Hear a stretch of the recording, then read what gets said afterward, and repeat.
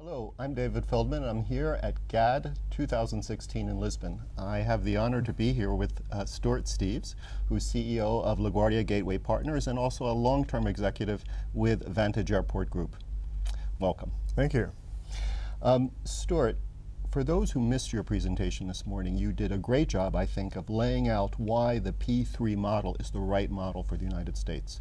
Perhaps you could tell us a little bit more for those people who weren't able to see you this morning. Sure.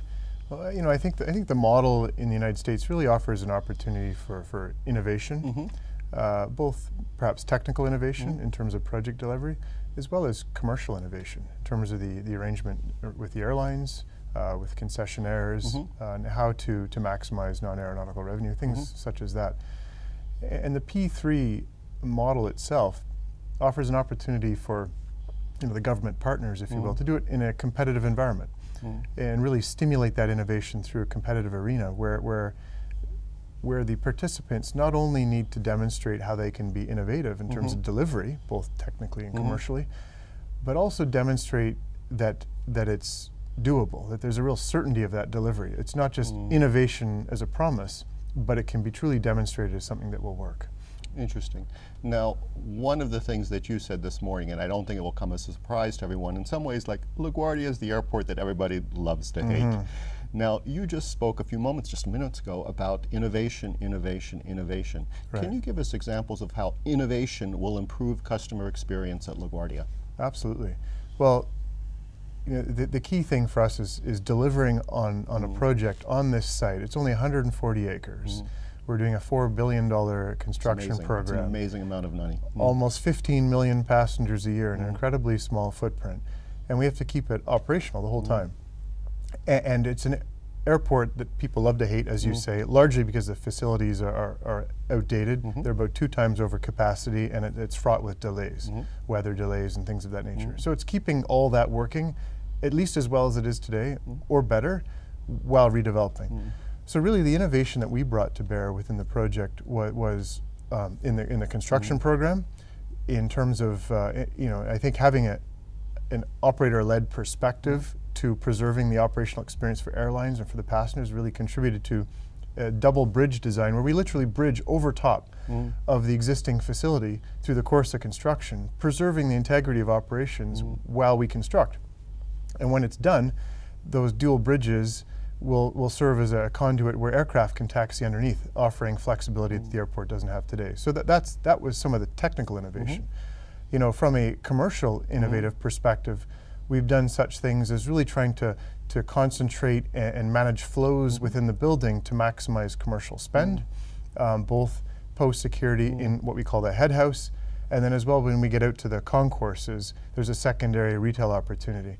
And we've tried to cover off the walking distance, again, on those bridges where there's not any loss of commercial opportunity, and that's where the moving sidewalks are and such things. So we've tried to be innovative from that way as well. But I think there's also a lot of innovation just in terms of the partnership with the Port Authority, in terms of the risk-sharing regime, the nature of how the concession rents and financial participation will work. And all of that is, again, wrapped around a measure of certainty of delivery, so that the Port Authority could take confidence in what our plan is, and as well the airlines. I mean, they're a big constituent here, and that the airlines could take confidence in the delivery, the construction price being a good price, and in the methodology we're going to apply to their rates and charges mechanism going forward. Interesting. Now, you talked a moment ago about your partnership with the Port Authority. Now, Vantage is not alone in this. You have other partners as well. Perhaps you could tell us a little bit about the importance of partnerships, and also in the context of what you just said about the importance of trust and confidence. Sure. Tell us more about that. Well, so LaGuardia Gateway Partners is a partnership of Vantage Airport Group alongside Meridian Infrastructure and Skanska Infrastructure Development. And then, of course, Skanska, in partnership with our Walsh Construction, is our construction joint venture. So there's a lot of partnership there in terms of bringing it forward, but it truly is a partnership with the Port Authority. I mean, they're our key constituent, and certainly through the procurement process, they were the partner that we worked with, and who we kind of persuaded in terms of the deliverability of our plans and earned that confidence and trust in our team. And I bet that didn't happen overnight. No, it was a long process. It was a quality process, and it included a lot of opportunity for engagement, where we tried to build that trust, because we see that as very important to delivering on a project so complicated as this. But now that we're post lease commencement, our partnership actually expands. It's still the Port Authority, of course, is our landlord, and the public part of the public-private partnership. But now it's also includes the airlines, clearly, the traveling public, and the community at large. And that includes unions and special interest groups. And so we really need to strike balance in a partnership with all of those people to be successful. And as you know, in the airport business, there's things we control and there's things that we influence. And we're equally dependent on both of those things for our success. So it's really working with all those constituent groups and taking their feedback to bear and being open and transparent so we can build trust and build confidence. I understand that.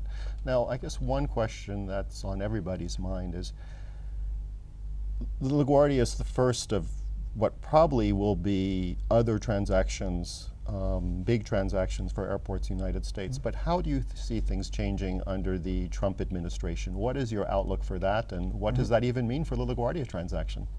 Well, the Trump days are yet to officially begin, I guess, so let's call them early days.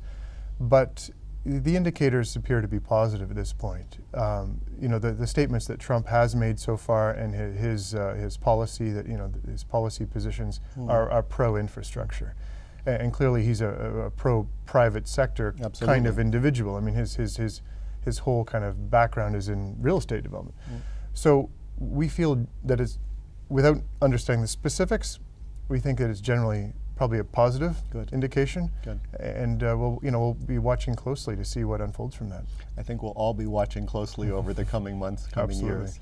Stewart, I want to thank you for your time. I know this is a busy time for you, and I wish you all the best in this project. Great, thanks so much, David. My pleasure.